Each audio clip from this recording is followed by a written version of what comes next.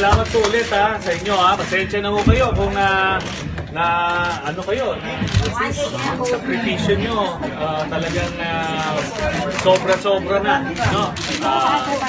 At I understand, hindi kayo nakapasok kahapon.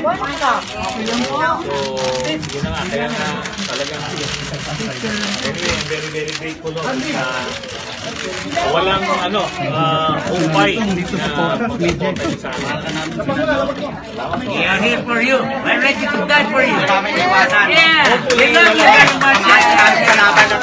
Yeah. Hopefully, hindi naman mo kailangan umabot sa gano'n.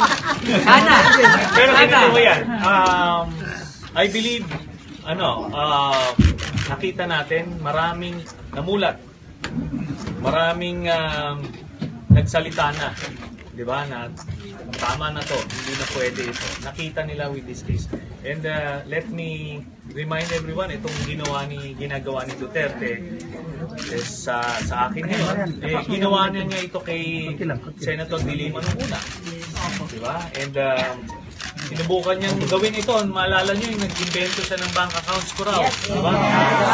Siya yung may bank accounts Di ba?